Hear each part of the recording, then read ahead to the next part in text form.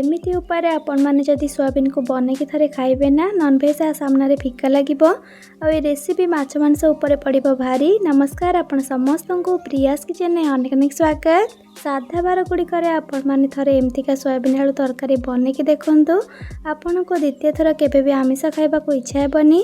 आउ जदि आमिष बार एबे आपण माने एको बनेबाकू चाहथिबे तेबे निश्चित भाव में थरे बनैकी देखंतु।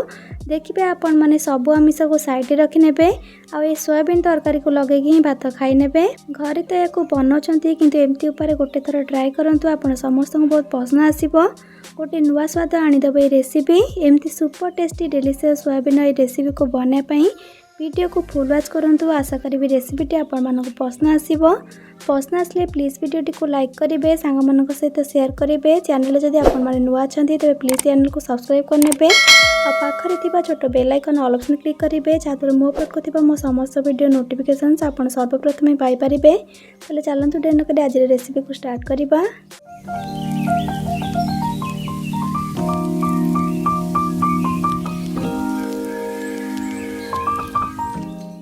यही टेस्टी सोयाबीन आलू तरकारी बनाई प्रथम देखो तो मुझे 2 कप एटी सोयाबीन बड़ी मुझे मीडियम साइज सोयाबीन को नहीं आपण मैंने बड़ सोयाबीन भी नहीं पारे और सोयाबीन क्वांटिटी निज हिसाब से कम अधिक करके नहीं पारे। एबे से 2 कप पानी देकी 5 मिनट खंडे टिके बतुरिया छाड़देवी। आपन जदि जल्दी या बनवाई चाहते तेरे गरम पानी एथरे बतुरेकी सांगे सांगे चिपुड़ी नहीं पारे। गरम पानी सोयाबीन को पकेले सांगे सांगे बतुरी जाए। 5 मिनट पर ये आप देखी पारे सोयाबीन आम भल भाव में पानी बतुरिकी फुली जाइए। कौन करवा भल भाव में पानी चिपुड़ी गोटे प्लेट रखिनेबा। ये आप देखी पारे सब सोयाबीन को पानी चिपुड़ी रेडी करनेली आम साइड रखा। एपटे देखो तो मुझे 6 मीडियम साइज सीझा आलू को सीझेकी से चोपा छड़ेकी नहीं। एबे कौन करवा चाट कला बेले जमी आलू को दरखंड करके चकड़ा जाए बस से भाई आम ये करवा। आपण ये वीडियो देखिए जानीपारे मुझे कौ भाया को चकड़ुची बेसी प्लेन करके चकड़ेनि ना तरकारी पूरा पूरी मिसीज से दरखंड करके चकड़े।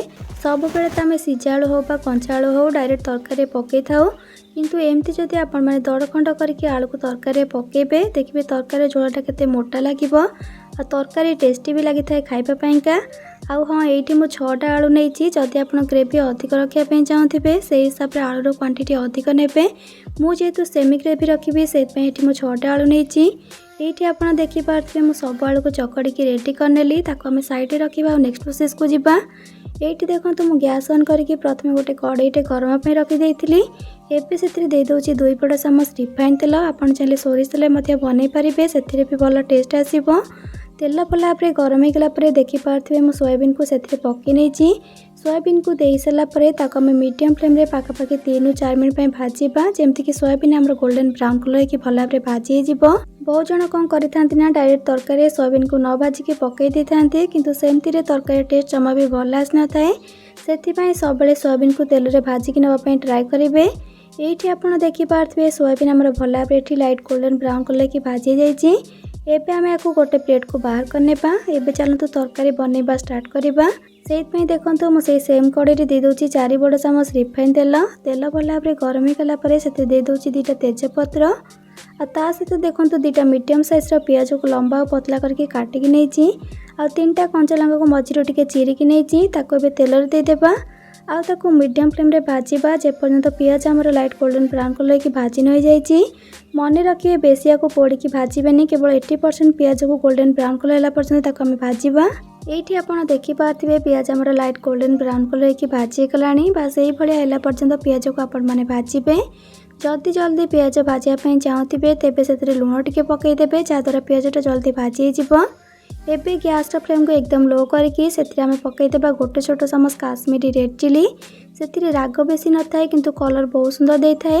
लंका गुंड को दे सारिकी सेमती गैस फ्लेम को लो रे रखिकी प्रथम एक पियाज सहित भल भाव में मिक्स करनेबा। गैस फ्लेम को मीडियम कि हाई करदे लंका गुंड सांगे सांगे पोड़ी गोटे पिता टेस्ट पलि आसो। यही टाइम लंका गुंड को पकेले तरकारी बहुत सुंदर रेड कलर आसता है। लंका गुंड को भलसे पियाज सहित गोले सारापर एबे से पकई दूची 2 बड़ चामच अदा और रसुण छेचा। जेहेतु लंका गुंड को जल्दी पकई से पोड़ी न जापाइंका से अल्प टिके पानी को देके भलसे या मिसईदेवा। अदा और रसुण को बाटिकी नवा अपेक्षा जदि एमती छेचिकी तरकारी बनइबे देखिए अलग गोटे टेस्ट तरकारी पलि आसे आ पूरा मांस तरकारी भाया लगे। सीरियसली भलसे या गोले सारापर गैस फ्लेम को लो टू मीडियम करके पाखापाखि मसला को 2 ରୁ 3 मिनट कषा जमतीक अदा और रसुण कंचा बास्नाटा चली 2 ରୁ 3 मिनट मसला को कषला अदा और रसुण कंचा बास्नाटा चली जाइए से गुंड मसला सब ऐड करवा से गैस फ्लेम को लो रखिकी प्रथम ये देदेबा 1 छोट चामच हल्दी गुंड 1 छोट चामच धनिया गुंड 1 छोट चामच जीरा गुंड और 2 छोट चामच चिकेन मसला। आपण चिकेन मसला जगह 2 छोट चामच मीट मसला दे पारे जेहेतु आम सब गुंड मसला ए मसला तले लगिकी पड़ी न जाए 2 ରୁ 3 चामच पानी को देकी भलसे या मिसई नेबा।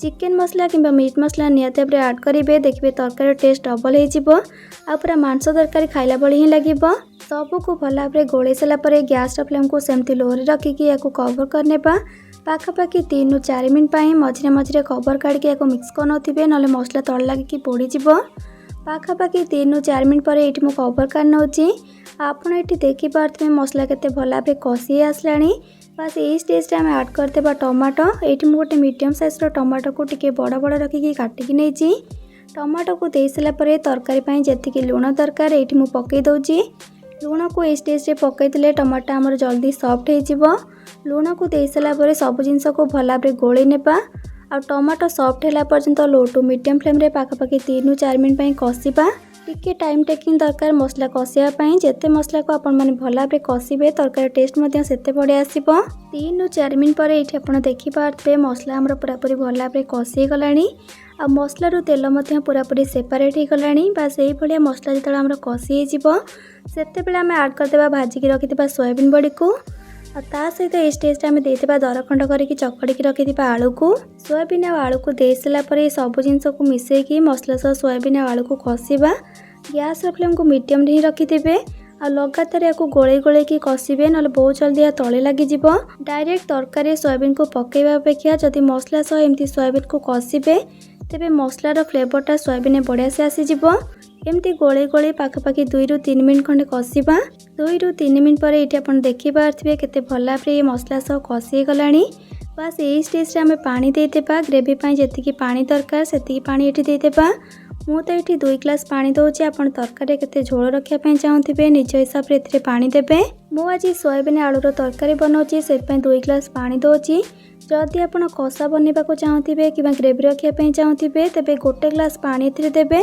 पानी को दे सारापर प्रथमे भल भाव मिसई नेबा आ गैस फ्लेम को हाई करके भल भाव तरकारी गोटे फुटा आसा पर्यंत छाड़वा ये आप देखिपे तरकारी केते भलसे गोटे बॉयल आसीगला ये बॉयल आसवा को पाखापाखि 2 ରୁ 3 मिनट ही टाइम लगे एबे कौन करवा गैस फ्लेम को लो टू मीडियम करवा आ कवर करवा पाखापाखि 7 ରୁ 8 मिनट मझे मझे कवर काढ़ी मिक्स कर नौथिबे पाखापाखि 7 ରୁ 8 मिनट पर ये कवर काढ़ी आपण को देखी देखिपे तरकारी ये आम भलसे पूरा हो गला बस एतिकी मुझे ग्रेवी रखी आपन जदि कम ग्रेवी रखापी चाहूथे तेबे आउ 2 ରୁ 3 मिनट खंडे या फुटे नेबे एबे लास्ट रे सेथिरे आमे देदेबा अधा छोट चामच गरम मसला गुंड आ ता सहित किछि फ्रेश कटा होइतिबा धनिया पत्र बस ये सब जिनस को भलसे मिसई देबा आ मिसई सारिकी 1 मिनट खंडे टिके खाली फुटई नेबा तापर गैस फ्लेम को ऑफ कर नेबा मुआको भात सहित सर्व करबा पई बनौची सेति एथिरे टिके झोल रखिछि जदि आपण रोटी किंबा परोटा सहित सर्व करबा पई चाहूथिबे टिके झोल एठी सुखला करिवे बा 2 ରୁ 3 मिनट खंडे याको फुटई नेबे एठी हमर रेडी गला गरमा गरम सोयाबीन रे स्पेशल तरकारी बनैबा जेमती सहज खाइबा को मते अति स्वादिष्ट आपण माने निश्चय तरकारी को ट्राई करंतु केमती लागिला मो सहित आपन एक्सपीरियंस नियाती शेयर करिवे वीडियो भल लगे वीडियोटी को लाइक करेंगे सांग मान सहित शेयर करेंगे चैनल जदि आप नुआ अच्छा तेज प्लीज चैनल को सब्सक्राइब करने पाखरे छोट bell icon all option click करेंगे जहाँद्वारा मो अपलोड कर मो समस्त वीडियो नोटिफिकेशन आप सर्वप्रथमे पाइपर तो आज रोचे पुणी आसबि नुआ रेसिपी नहीं कि से पर्यंत रही लव यू ऑल जय जगन्नाथ।